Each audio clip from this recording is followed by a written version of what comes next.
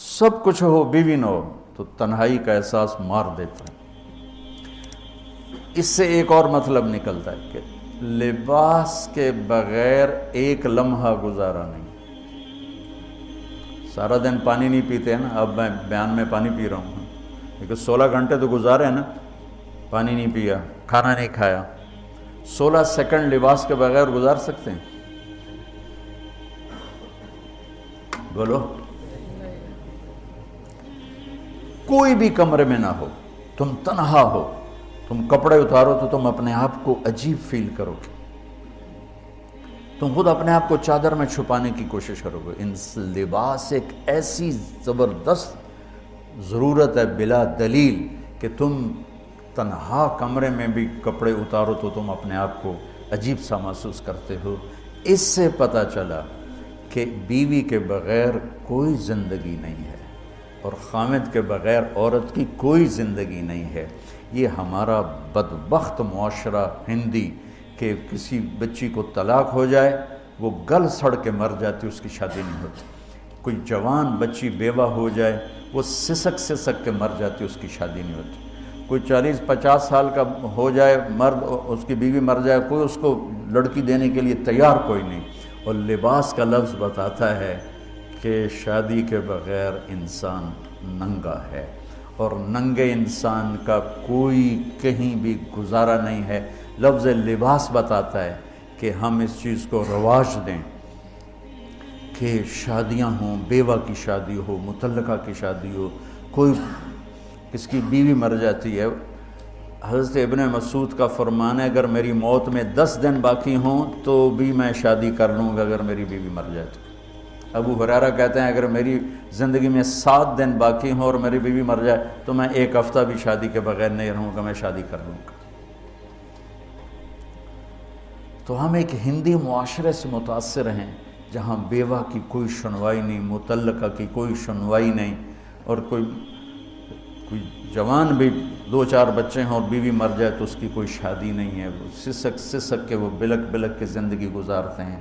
ہم لوگ اس کو رواج دیں۔ لباس، لفظ لباس بتا رہا ہے کہ جیسے لباس کے بغیر ایک لمحہ آدمی چین سے نہیں بیٹھ سکتا، ایسے ہی اس رشتے کے بغیر زندگی میں کوئی خوبصورتی نہیں، کوئی حسن نہیں۔ میں نے جیسے کہا لباس سب سے قریب ہے، تو اس کے بعد بیوی کا حق سب سے پہلے آ جاتا ہے۔ ماں باپ کی طرف سے زیادتی آئے تو تمہارے ذمہ ہے اپنی بیوی کو بچاؤ، اللہ کے واسطے اپنی بیویوں کی حفاظت کرو۔ ہاں تمہاری بیوی کی طرف سے زیادتی آئے تو اللہ کے واسطے ماں باپ کی حفاظت کرو۔ تو اس کا مطلب یہ نہیں کہ تم ڈنڈا اٹھا لو، اپنے اخلاق ایسے بناؤ، سپرنگ بن جاؤ، سپرنگ جو فریشر سے کو قبول کر کے دب کے نیچے چلا جاتا ہے۔ نیچے جانے میں جڑ جانے کا نظام چھپا ہوا ہے کہ جھک جاؤ، ماں باپ ناراض ہو ان کے پاؤں پکڑ لو، بیوی ناراض ہو اس کے پاؤں پکڑ لو۔ ذلت میں عزت چھپی ہوئی ہے، ساری زندگی کا تجربہ بتا رہا ہوں۔ ذلت، اللہ کی رضا کے لیے ذلت اٹھانے میں عزت چھپی ہوئی ہے۔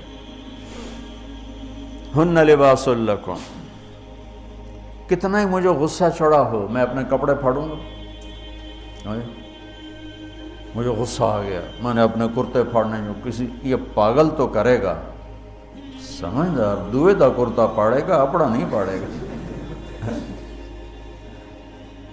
اب مجھے بیوی پہ غصہ چڑھ گیا تو میرا لباس ہے، اس کو تار تار کر دوں، گالیاں دوں، تھپڑ ماروں، تو ایسے جیسے میں اپنے کرتے کو پھاڑ رہا اور اپنے کرتے کو تار تار کر رہا۔ بیوی کو غصہ چڑھے تو وہ اپنے کپڑے پھاڑتی ہے۔ کپڑوں کے لیے کتنے حفاظتی نظام ہیں، الماریاں بنی ہوئی ہیں اور ہینگر بنے ہوئے ہیں، کریز خراب نہ ہو۔ میں جب